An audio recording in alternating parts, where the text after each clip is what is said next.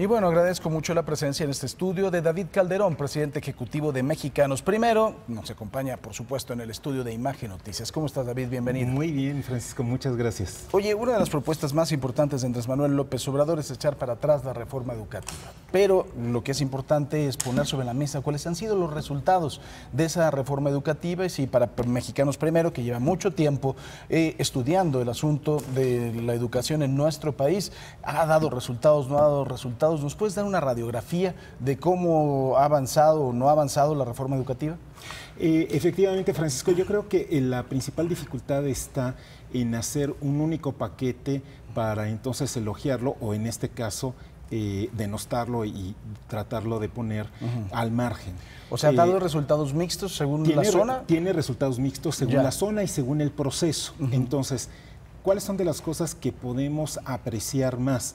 El hecho de que hoy por ley es derivado de la Constitución, pero es ley en todo el país, que se ingrese a través de un concurso. Entonces, esta selección de los jóvenes aspirantes a maestros ha tenido resultados que impactan el logro de aprendizaje de los alumnos, porque finalmente de eso se trataba. El tener mejores maestros permite mejores logros en los alumnos. Eso quedó demostrado, están todos los estudios técnicos que así lo registran. Por el otro lado, también las promociones a través de concurso. ¿A qué se refiere esto? Que directores y supervisores llegaban antes básicamente por antigüedad y por cercanía con la dirigencia sindical. Hoy tienes directores jóvenes en las escuelas. ¿Cuál es el impacto de eso? El que además de, digamos, el empuje que tiene naturalmente un joven, la posibilidad de encontrarte con personas que abordan los problemas de forma distinta, en cada ¿no? escuela de forma distinta. Ahí es donde está la clave de mucha de la contextualización. Si tú le das suficiente capacidad, poder de decisión a los directores, entonces empieza a hacerse el ajuste que desde el centro no logra preverse. Un tercer aspecto que tiene un avance muy importante es el hecho de que la participación de los padres de familia está cada vez más considerada. Aún falta muchísimo en eso, pero el impulso que se recibió fue sobre todo empezar a considerar que por ley ya pueden los padres. Eso es importante porque finalmente son los más interesados en la educación de sus hijos, ¿no? Así es, ellos son los tutores de los derechos de los niños y por lo tanto esta alianza entre padres y maestros apenas se está iniciando, pero debe fortalecerse. David, ¿qué es lo que no ha funcionado de la reforma educativa? Lo que no ha funcionado de la reforma educativa ha sido, por un lado, una excesiva centralización. El gobierno federal no alcanzó a sumar y después no respetó en muchos sentidos la capacidad de los estados para encontrar soluciones con ajustes específicos locales. Claro. Quien sí lo hizo, Sonora, Puebla, Campeche, son grandes ejemplos y tienen mejores logros educativos que los demás de estados que tienen ingresos y condiciones bastante semejantes. No lograron lo que lograron estos estados. Es que no se puede, además de todo, educar igual en Chiapas que en Sonora, ¿no? Absolutamente. Y eso entonces, lo que tú buscas no es un sistema homogéneo, sino que tenga resultados equivalentes. Buscamos que el logro sea al final el mismo para la vida de los chicos, pero no a través de los mismos mecanismos, procesos, programas incluso. De las cosas que tampoco funcionaron es que se malinterpretó el tema del desarrollo docente, poniendo por delante y excesivamente el tema de la evaluación. Entonces, no se supo comunicar a los maestros. Las evaluaciones en sí mismas son bastante perfectibles.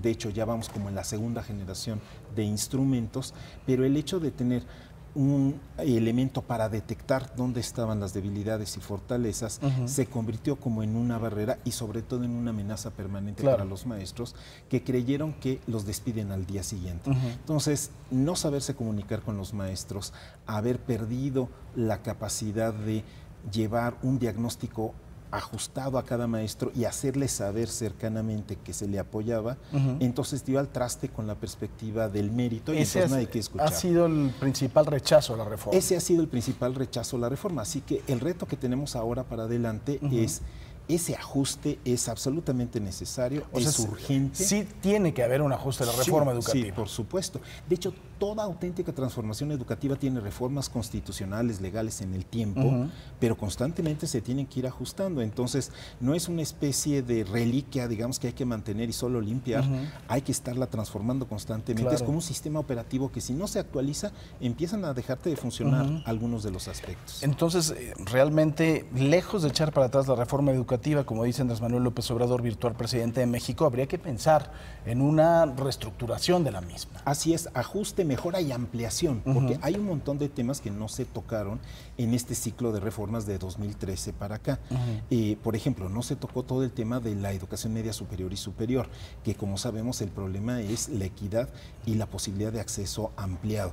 Entonces, eso está pendiente. Andrés Manuel ya hizo una promesa en ese sentido, pero hay que hacer los instrumentos legales. Hay reformas pendientes en ese campo, pero en este del desempeño de los maestros se requiere sin duda una cirugía mayor, y entonces siempre nuestra, digamos, exigencia, antes dijimos educa a tu candidato, ahora exige a tu presidente, ¿no? Oye, aquí hay tres cosas importantes, son Chiapas, Oaxaca y Michoacán, en donde la realidad de la educación es totalmente distinta en el país, y en donde además de todo creo que los niños han sido rehenes políticos de un grupo de intereses, porque muchos no son maestros, otros sí lo son y a lo mejor están luchando por sus intereses, no los descalifico, pero la realidad es muy distinta. O sea, se han ido al chantaje, se han ido a muchas otras cosas que creo que no son convenientes. Sí, y han llegado tan lejos también por la complicidad de autoridades locales, de todo tipo también, de oportunistas políticos, muy frecuentemente en los despliegues como marchas y plantones,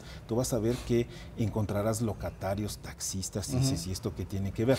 Es porque al final hay como un mecanismo de reparto ilegal de beneficios entre los adultos que afecta a los niños, y ya ser maestro no es lo de menos. Le tienen miedo a los gobernadores, ¿no? A los maestros. Sí, y a veces encuentran... Bueno, no miedo, pánico. Pánico, y encuentran la manera de encontrar ventajas también para ellos. En el caso de Velasco, en Chiapas, es realmente grave el asunto, ya que el INE, un instituto autónomo que está formado de especialistas en evaluación educativa, diga, ya los estamos denunciando ante la PGR, es muy grave. Entonces, el gobierno de estos 3 estados tiene que ser apoyado por la federación, pero también las familias tienen que tomar su lugar. Oye, Mexicanos Primero tiene muy buenos sistemas de difusión de la información de todos los estudios que hacen, donde la gente puede ver gráficamente lo que estamos platicando, David. En www.mexicanosprimero.org, ahí se pueden descargar los materiales, infografías, el comparativo de los estados, las propuestas de los candidatos